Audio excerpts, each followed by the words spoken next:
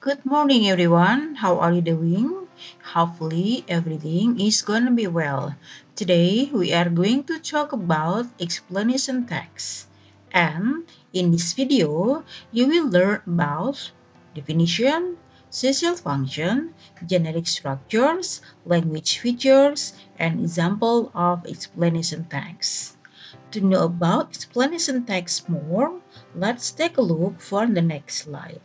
Tapi seperti biasa, jangan lupa tekan tombol subscribe, like, dan loncengnya supaya kalian tidak ketinggalan dengan video-video selanjutnya dan supaya channel ini berkembang menjadi lebih baik. Look at these pictures. What do you think about these pictures? And what picture is it? Is it the process of something? Rain? Motorcycle? And how is the process?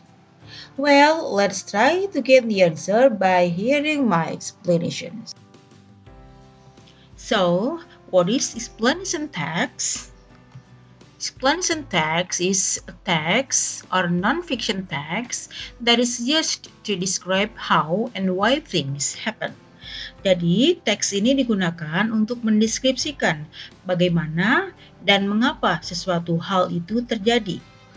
Biasanya yang dibahas dalam explanation text ini adalah suatu kejadian natural, suatu kejadian alam seperti bagaimana terjadinya gempa bumi, bagaimana terjadinya hujan, terjadinya pelangi, tsunami, gunung meletus, atau fenomena-fenomena alam yang lainnya. Seperti dengan kejadian yang saat ini terjadi, yaitu tentang COVID-19. Nah, bagaimana bisa terjadi dan mengapa bisa terjadi COVID-19 itu, kita akan membahas itu dengan explanation text. Jadi, intinya dalam explanation text itu menjelaskan kejadian-kejadian why and how something happened. Menjelaskan kejadian-kejadian mengapa dan bagaimana hal itu bisa terjadi. And like the other kind of text, explanation has social functions. And the social function is to explain the process of how or why a certain phenomenon happens. Jadi tujuannya kita mempelajari explanation text itu adalah untuk menjelaskan mengapa dan bagaimana fenomena itu terjadi. Jadi intinya dua hal, mengapa dan bagaimana, how or why and how.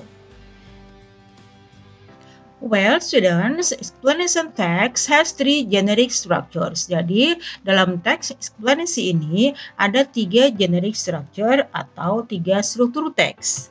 The first is general statement atau kita kenal dengan opening statement. Nah, di bagian ini biasanya dijelaskan apa yang akan kita bahas. Misalnya masalah banjir, terjadinya petir, terjadinya pelangi. Nah, itu adanya di general statement atau penjelasan secara umum.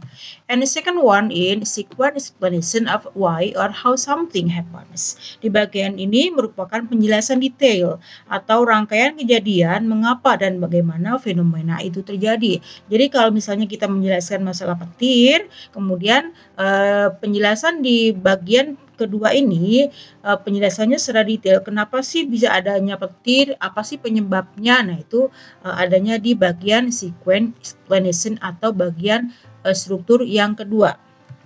And the last is closing or conclusion. Nah, di bagian ini merupakan bagian penutup atau bagian kesimpulan dari masalah yang dibahas sebelumnya.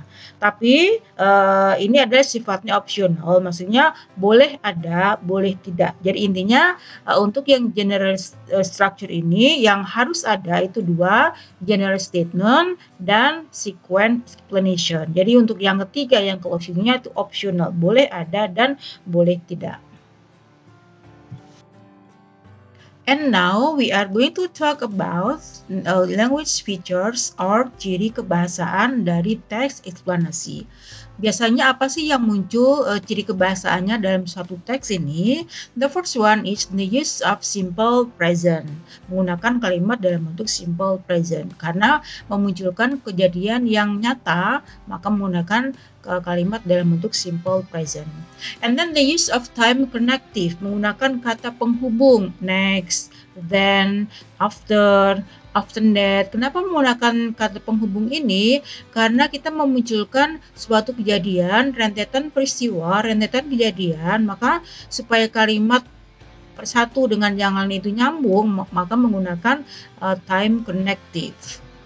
And the use of cause and effect connective, jadi menggunakan kata penghubung yang menyatakan sebab akibat. Example, if, because, so, this cause. Nah, ini tadi sudah dijelaskan karena kita membahas mengapa dan bagaimana terjadi, maka kata penghubung yang lebih dominan muncul adalah penggunaan kata penghubung sebab akibat.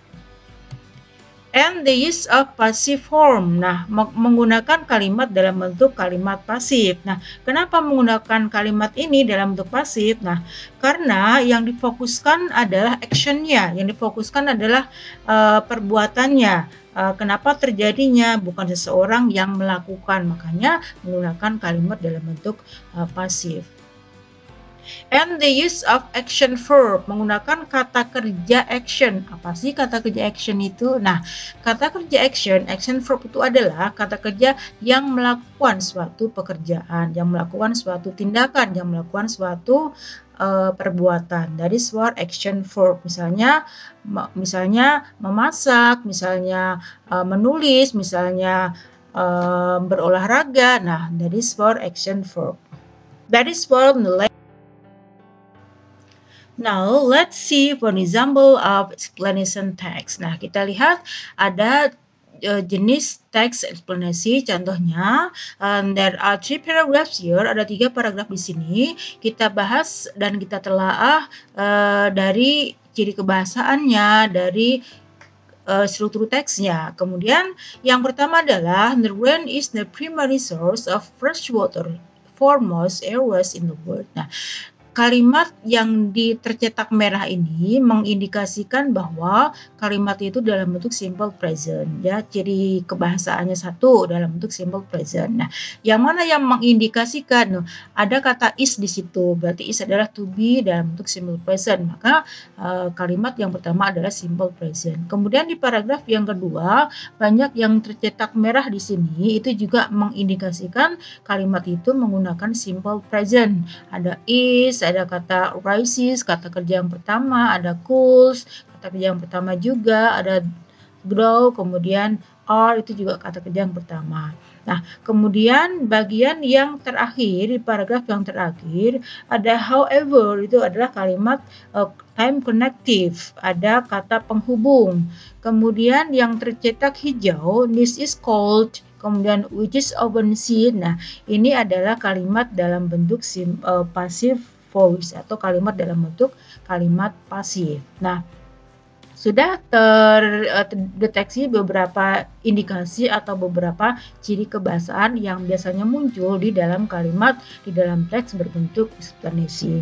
Nah, kemudian kita telah struktur teksnya. Nah, tadi ada tiga struktur teks. Nah, yang pertama adalah general statement, kemudian sequence explanation, dan terakhir adalah closing. Nah, yang pertama, karena yang paragraf yang pertama ini menjelaskan atau membahas masalah air secara umum, maka disebut dengan general statement atau dengan opening statement.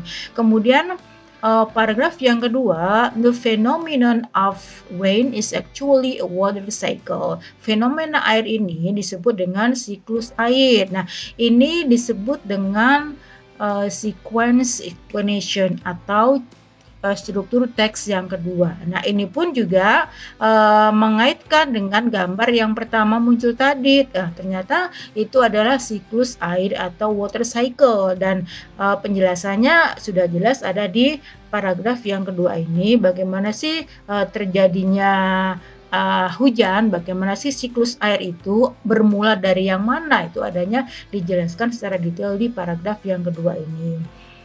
Kemudian paragraf yang ketiga adalah closing atau conclusion. Nah, ini bentuk dari atau contoh dari text explanation. Now, there's a time for you to get the practice. Jadi ini kalian punya satu tes atau punya latihan. Nah, ada satu jenis teks lagi berbentuk explanation. Nah, kemudian kalian baca secara detail. Nah, apa yang harus kalian lakukan untuk teks yang ada 3 hal yang harus kalian kerjakan atau yang harus kalian lakukan. The first one is identify the social function on the text given. Jadi kan mengidentifikasi social function-nya, mengidentifikasi fungsi sosialnya, fungsi sosial dari teks yang diberikan tadi. Fungsi sosialnya apa sih?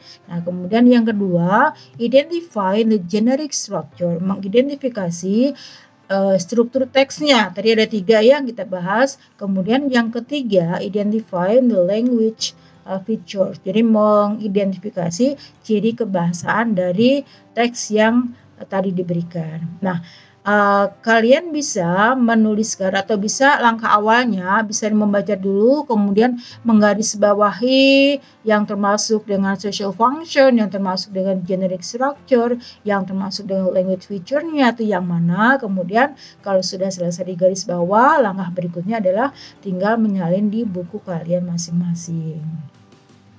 Well, okay, that is the time for you to make the practice, to write the practice, and hope you understand from the lesson today. Happy learning and have a nice day.